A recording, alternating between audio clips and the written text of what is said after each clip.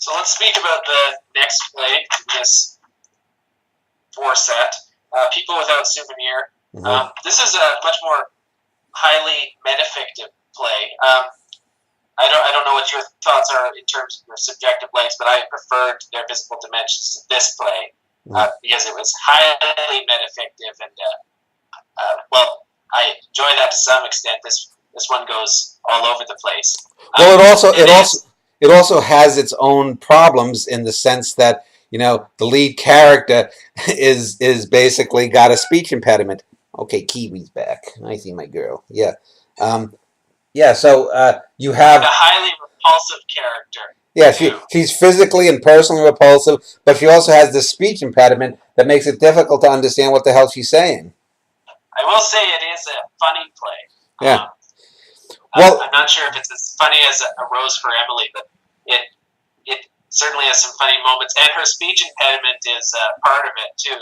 Not necessarily in the tee-hee, look how she's speaking kind of way, but in the fact that Danny Wagner has organized a way to get her to speak properly, and sometimes she still lapses into it. It reminded me sort of the Sally character in Radio Days lapsing back into her twee accent. Yeah, well, I mean the Barbara Hertzog, well, as she calls herself, Barbara Hertzog.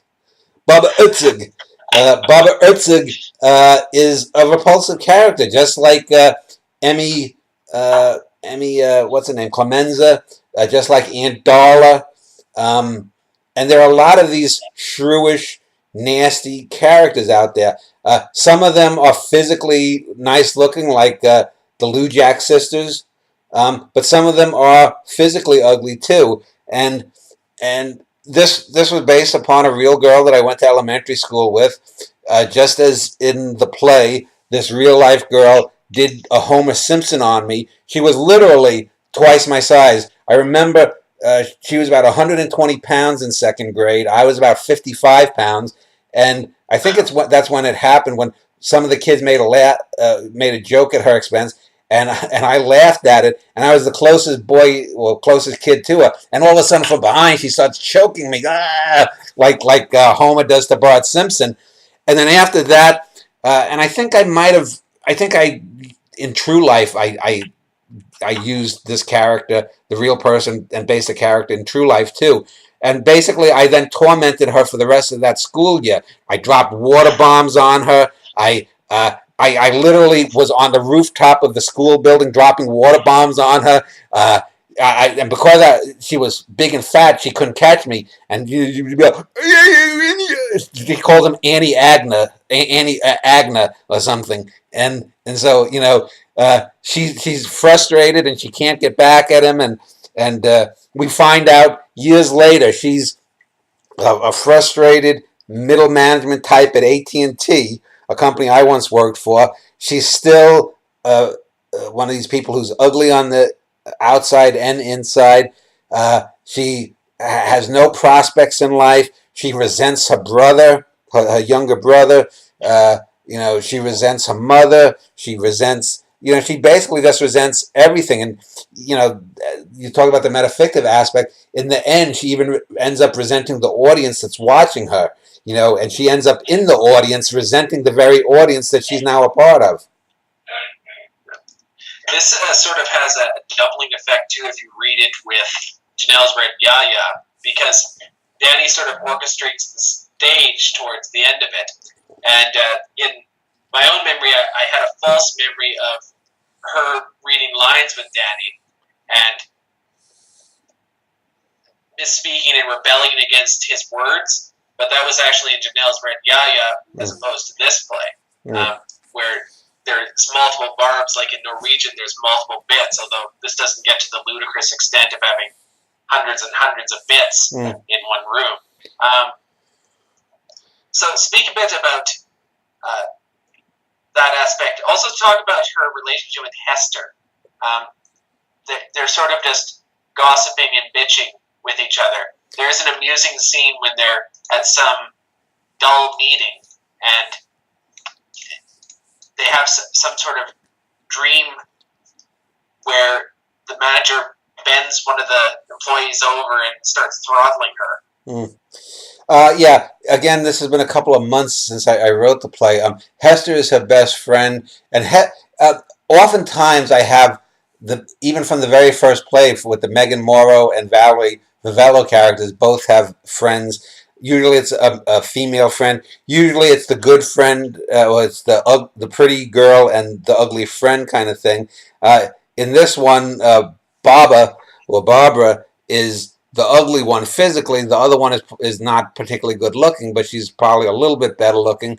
And they're the typical kind of characters that just sit around in offices bitching about this and that. They never do anything to change their lives, and whatnot. Now, because I don't want to block the screen and bring up the actual play. She has a resentment against her brother because her brother doesn't have a speech impediment, and I'm trying to remember now. Like about 2/3 or 3/4 into the play, that's when Danny, I think, starts. He takes away her impediment and allows her to speak normally, right? 2/3 through the play, isn't it? In his first interaction with her, he takes away the impediment. He does. Okay.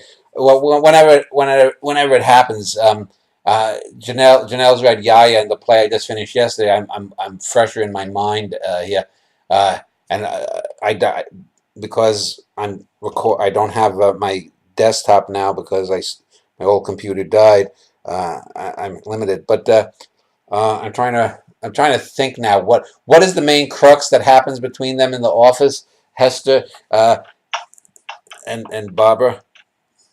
Hester and Barbara? Yeah. Well, it is mostly just bitching and gossiping about their co-workers. I think the main crux of it is just to show them as the shrews that they are. And the thing is, it does, in a sense, this play is what would the Mel Hardenberg character from A Woman of No Consequence be like if she was a little uglier and a little more detached. Now, it's interesting because the Mel Hardenberg character sort of, and in the play I just finished yesterday and sent you, it's interesting because you have the Mel Hardenberg character, you have the Baba character, aka the Blob, as she's called, and then there's the character in the play I just finished today. Which one was? Oh, yesterday. And what the God? I'm losing. What's the main character in the last play name? And this Faith, Charity. Right. Faith, Charity, and Lisa Bjorkman. So these are all characters that are repulsive and shunned by their peers. Mel goes into almost total reclusion. Baba comes out and becomes sort of like the Hulk and rages against the world, whereas the Lisa character in the last play sort of just takes everything. And so you have these three characters that have very similar personal arcs that we can determine, and yet they have three different ways of handling it. And the Baba character is the most repulsive of the three of them. And she, in a sense, I don't think she has. I mean, you mentioned the Emmy character from A Rose for Emily, and as repulsive and nasty as she is in certain ways, she also has a sweetness. There are a few scenes where we get that she's actually, a person who feels things, but I don't think I have a scene like that for Baba. Baba is just sort of like this raging monster. No, you're always rooting for her to die in the play. some ailment to happen upon her. Yeah. The thing too with this play, it's interesting that you mentioned those three. Their plights are different too. Lisa's is probably the most undeserved because she doesn't really do anything to anyone. She just is off into her own little world, and it's almost as if it's like a Kafkan experience where Christy Morgan and a few others are just coming and tormenting her. Yeah. But Barbara usually brings it upon herself. Yeah. In all instances of any plight that she experiences, she resents Danny, yet he has more reason to resent her for his mistreatment of them. I mean, she was getting back at her mistake of trifling with the wrong person. Yeah. I did want to mention, since you said that this was earlier mentioned in True Life, I was talking about this with Thomas, and I was saying that True Life, it's interesting when you look at these plays versus True Life, not necessarily just in how you incorporate the poems, but also how True Life is much more oscillation between the past and then into the diegetic present, whereas this one, you have characters that did show up in True Life, and it's more of a projection outward of what their future would be. Yeah. It's almost like an alternate fiction in that sense. Yeah, Laura Woods, who's on the E-list, who's this young poet girl in Ireland, 3 or 4 weeks ago emailed me because she'd finished reading the Vincetti Brothers, and the Lisa Bjorkman and the Mullaally sisters in the play we'll finish up on, the play I finished yesterday, appear, I think, in chapter 52 or 53 of the Vincetti Brothers. And, you know, where they have the bay window and the kids are eavesdropping on them and whatnot. And it ends up differently. That Vincetti Brothers chapter has the Lisa character called Emily there. Emily ends up as the real life person I based it on. She ended up married and had a kid and big and fat and on welfare and whatnot. Whereas this Lisa character, we don't go that far into the future. That play is basically set in the late 70s. We don't find out, you know, there is no future in that play. That is confined to the 1970s, the late 70s. And so there are those differences. But I think Laura had pointed out how it's interesting to sort of compare the characters as they appear in the certain plays with counterpart characters, their de facto equivalents in True Life or in the Vincetti Brothers or in other works that I've done. Because it's obvious she was using the character of the voice, the person who is that what's his name, Gino Vincetti comes across in the meat locker, and then I have the first of my Tetramal plays, and that character also reappears, or also first a character like that appeared in True Life. So there are 3 instances of that one real life incident that happened to me, told 3 different ways. This is, I think I do have a brief mention. I don't know if I have a full, chapter or memoir of the Baba character, but I think I do mention her character in one of the True Lives. But yeah, the other thing too is, if you watch Scenes from Marriage, the longer version and the shorter version, the added scenes in the longer version make you question whether or not they're the same people. When you're mentioning this in the Dan Schneider Cosmos, you do have to question whether these are the same people, even though they have the same names. Sometimes they share a continuity, but sometimes they've sort of veered off. I think that's an interesting element to interpret as well.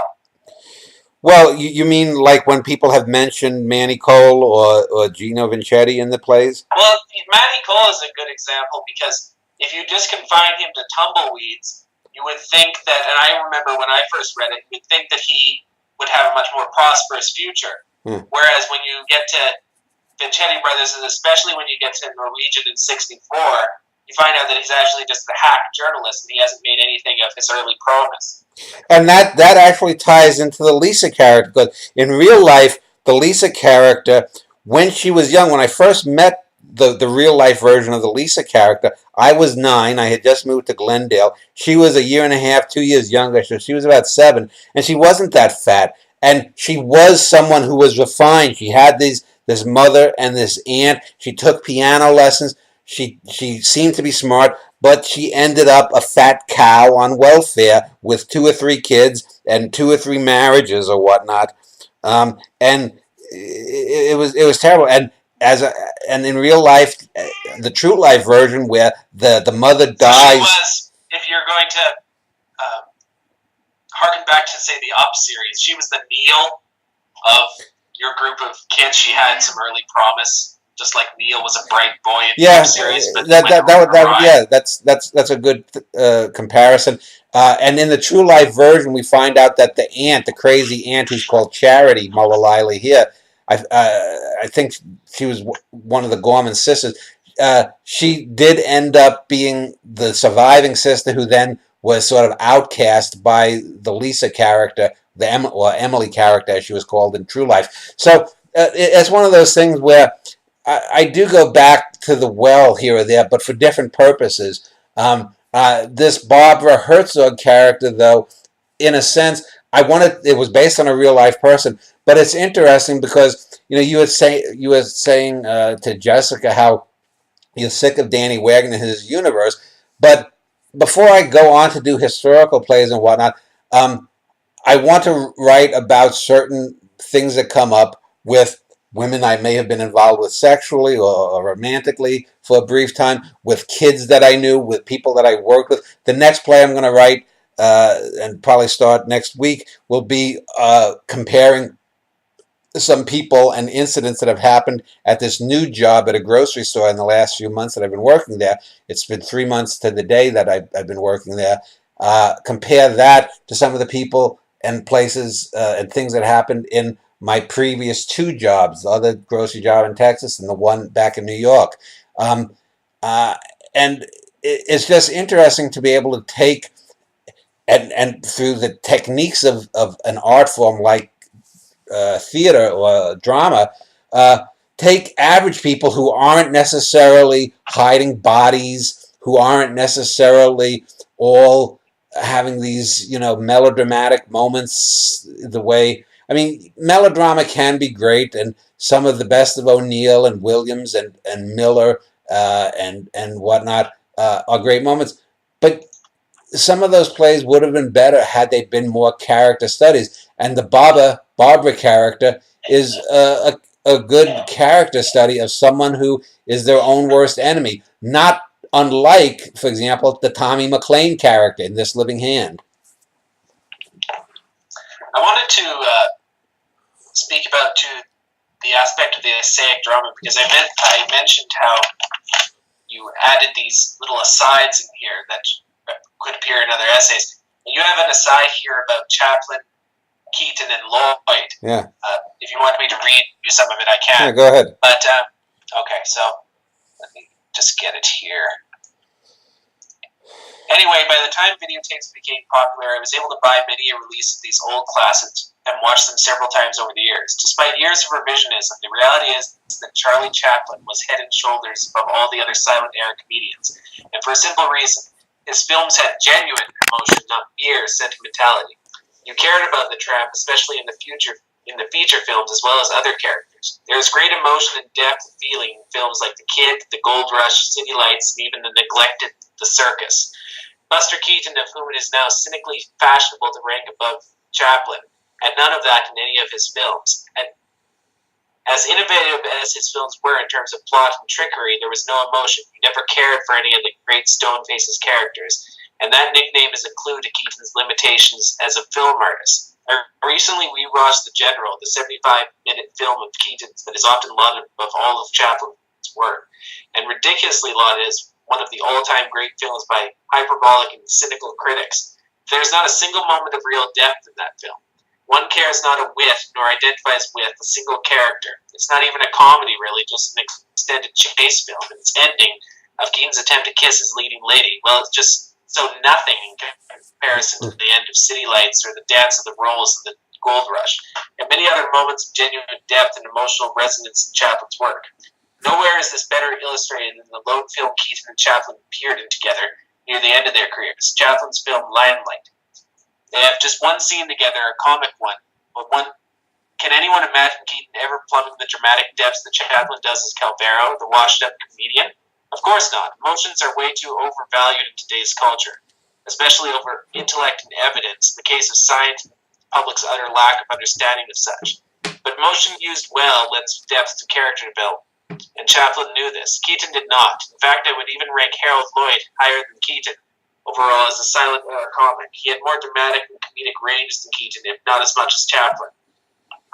Yeah, and that it's interesting because when you said that, I was as you started reading, I said, "Oh yeah, I put that in that play because I had just rewatched The General and a few other Keaton shorts, and it's true. I mean, and so that's one of those things. Sometimes because people do think like this. Now, someone may not.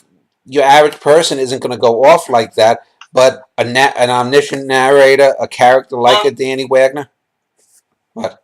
Yeah, a certain person, but it works with Danny. There's scenes with Faith and Christy where they speak about Alfred Hitchcock as, say, a dessert rather than a main course like Orson Welles and Stanley Kubrick, but they can't go off into the detail that Danny can. Yeah. So you have similar points, little bits of the genetic spine are being put in other characters, but they're not nearly to the detail of Danny is, so it's easily distinguished. Yeah. This wouldn't be a very realistic speech if, say, Barb all of a sudden went off to this, although it may be amusing. Well, let me ask you a question, though, to wrap this play up before we go on to Janelle's Red Yaya. What you had mentioned the metafictive aspect and not liking this play as much as their visible dimensions. But what did you think about the ending where Baba ends up in the audience, basically, booing Danny Wagner, and basically, saying, "What's wrong with you people?" Well, it's hilarious in that it's a hilarious setup, of course, but the thing that I got out of it is that,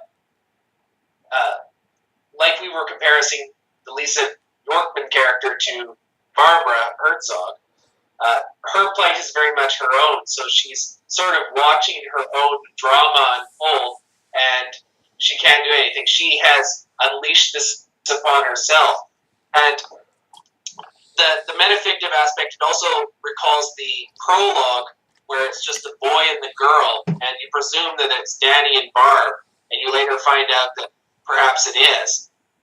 And then she starts booing at the very beginning. So it's like a loop, too, to the beginning, where she's in this sort of Sisyphean plight throughout the rest of her eternities. Yeah. All right. Yeah, that's interesting. Yeah, and this is a play I personally probably like this play a bit more than the Visible Dimensions, simply because I guess personally I resonated more with the Baba character, whereas Duke to me seems more likable. But anyway,